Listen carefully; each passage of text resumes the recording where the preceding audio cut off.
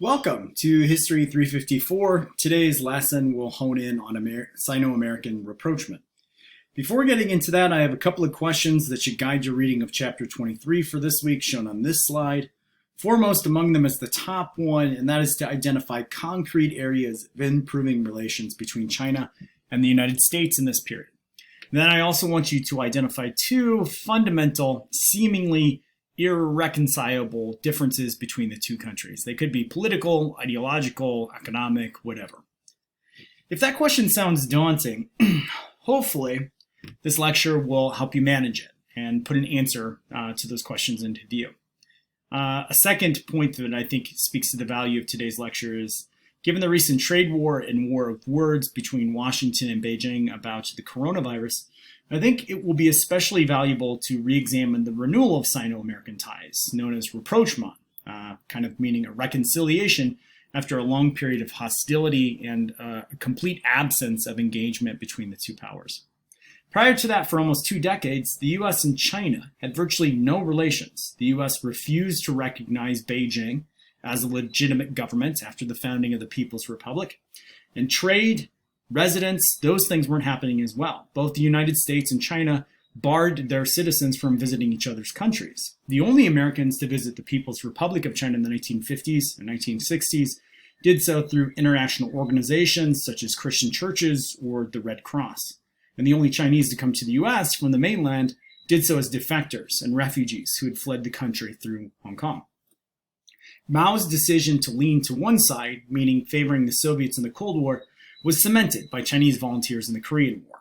Anti-American rhetoric expressed in banners, slogans, and posters then became a linchpin of Chinese nationalism and the nation's modern identity. The U.S. in some respects was the antithesis of all things the Chinese should aspire to under communism.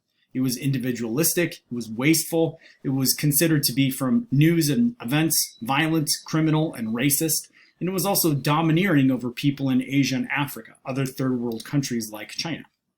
For the US, politicians and especially the China lobby drove opposition to the People's Republic of China's claims to the United Nations seat on the Security Council, and even represented it in the larger General Assembly by campaigning that Mao and Beijing were a menace to their own people and a threat to peace in the region. To make nice with the U.S. then went against decades of the Chinese Communist Party, the CCP's political indoctrination, their mass campaigns to create unity through nationalism. And it ran counter to American arguments about the need for an alliance with the Kuomintang in Taiwan and the muscular forms of containment that led to war in Korea and Vietnam as a means to encircle and contain China. Following the Nixon visit to China in 1971 and the completion of the Shanghai Communique, Sino-American diplomacy was slowly restored in steps and phases. Bridges were created to allow students, scholars, businesses, and especially in the early years, a lot of politicians, sports teams, and artists to flow back and forth across the Pacific. The traditional explanation for the sudden abrupt turnabout for both nations in foreign policy, much of the initial groundwork between the Nixon regime and Mao's administration was conducted in secrecy, is often rooted in geopolitics. Nixon had campaigned for the White House in the late 1960s on a promise to end the Vietnam War, but to do so while preserving American honor and dignity. The proposition of renewing ties with the People's Republic of China had already been explored by the Kennedy and Johnson administration. It would be unpopular in the U.S. Congress and with much of the American public, but it was favored by many of the nation's leading scholars and experts on Asia. Improving relations with China, Nixon hoped, would rein in North Vietnam and allow the U.S. to withdraw from the South. It would also allow for a rebalancing of American global power, reducing its military commitment and risk in Asia by negating the greatest threat to America's allies in South Korea and Japan. For Mao, the drive to make peace with the U.S. was fueled by the worsening relations we talked about in the last couple of weeks with the Soviets. The threat of being overwhelmed in the Northwest along their border, or the prospect of a nuclear showdown. When added to the tensions with the U.S., defense and national security were becoming a major drain on the nation's resource, and they stymied development in other areas. True enough, the shock of Beijing and Washington coming together would force Moscow in the 1970s to search for ways to improve relations with both countries. It was the Soviets who would then feel surrounded and outgunned, which was a stunning success for Mao and the CCP in this respect. Recently, scholarship by a leading historian pictured here, Chen Jian, has asked us to think more critically about how that was accomplished and add nuance and complexity to the decision-making, the reasons why Mao welcomed American overtures in the first place to restart official relations. In particular, he is excellent in recovering just how difficult it would have been for Mao to suddenly halt 2 decades of hammering in his rhetoric the United States as an evil power and a menace to the Chinese people and other third world nations, to then suddenly welcome its president and announce the abandonment of the Soviet side on an official level in the Cold War. Ideology and national identity don't just stop and change overnight. Mao and his considerable power still had to work to convince his party, government officials, the military, intellectuals, especially veterans of the Korean War, and the masses that this was necessary and also beneficial to China. Especially given that he expended so much political capital during the Cultural Revolution, this turn in foreign affairs was an incredible gamble. But thanks to Chen Jian, why Mao undertook the maneuver is part of that reason why he would do so, the fate of the Cultural Revolution. He argues that overtures made through intermediaries in Poland and Pakistan from the Kennedy and Johnson administrations to start talks failed in the 1960s because Mao's radicalism and focus was on the Cultural Revolution. Only when that movement was an utter failure did the CCP really consider the geopolitical concerns posed by both the Soviets and the Americans. And to him, Chen declares, Mao that is, the value was not just in security but in trying to salvage his legacy. It was a diplomatic victory, finding equal footing and cooperation with the United States. He hoped this would ensure that his ideals and the direction for the country weren't repudiated when he would pass away in the coming years. Okay, so this slide just kind of illustrates the geopolitical and security dilemma facing the Chinese Communist Party in the late 1960s and early 1970s. And also, it's one thing that you can keep in mind today when we talk about the complexity of defending China's borders post-1949. Both superpowers were invested in China's political fate and its influence on its neighbors, and we can still largely see that with the United States today. This next slide then kind of expresses the research question pursued by Chen Jian in his work of how do you go from bitter enemies for both Mao and Nixon to hailing your renewal of diplomacy as a triumph for both your countries? The tricky nature of changing culture, ideology, and foreign policy for Nixon and for Mao, although Spence admits Nixon has the advantage of being assured as a Republican and a stalwart anti-communist cold warrior that no one's really going to challenge that he's soft on communism. But both men risked losing influence in their parties and suffering the indignation of being the anti-Beijing coalition in the United States for Nixon, but Mao of seeing this as kind of one more, let's call it, overly ambitious gamble that might jeopardize the future of China by people within his own military, his party, and even the masses.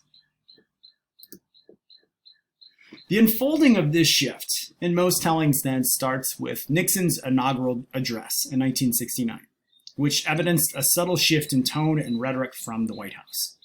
Nixon dropped from his parlance the term Red China, which was a pejorative in American culture, meant to dismiss the aspirations of the Chinese Revolution in 1949. Instead, for the first time, the Republican chief called the nation by its full name, the People's Republic of China, and later put policy behind rhetoric in lifting restrictions on Americans traveling to China. A more direct invitation was then extended through an intermediary, Cambodia, and its Prince Norodom Sihanouk, by Senator Mike Mansfield, and then relayed to Zhou Enlai, offering to restart talks and attempt some kind of means of coexistence. The response on the Chinese side at first glance looks very unwelcoming. Nixon's address in 1969 was printed all across China in official media, newspapers and magazines, in its full transcript. And it was ridiculed alongside that transcript in editorials by journalists, pundits, and party members. But here Chen Jian sees the beginning of a concerted effort by Mao Zedong to test the waters on how Chinese might react to some kind of rapprochement with the United States. The address was printed in its entirety, It was the first such use of an address by an American president or politician to be printed this way in the Chinese press. In sum, while official media expressed its standard contempt for the Americans as imperialists, Mao wanted the public to know that it was Washington reaching out to Beijing to renew talks. Distributing the address was about exposing the people to the prospect of a shakeup in foreign affairs and taking their temperature on the matter, so to speak. The second response on Beijing's part was more direct too, just like the Americans, as talks between ambassadors for each nation were resumed with kind of a mediating influence in Poland. Talks that unfortunately would be abruptly aborted when another diplomat, Liu Heshu, in the Netherlands defected, and Beijing then took that as some kind of malicious or conspiracy happening in Europe behind the cover of the prospect of renewing relations with the United States. They basically took this as a fault of the United States and used that to abandon the talks. That setback on the surface seemed like a devastating blow. But behind the scenes, Mao was still pursuing the question.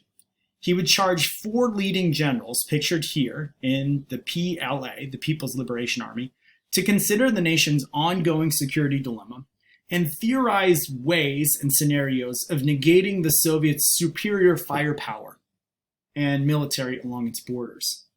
Over the course of several months of deliberations and investigations and meetings by these 4 generals, one proposal Mao floated to them was to consider relations with the United States as a counterweight and a defense against the Soviets.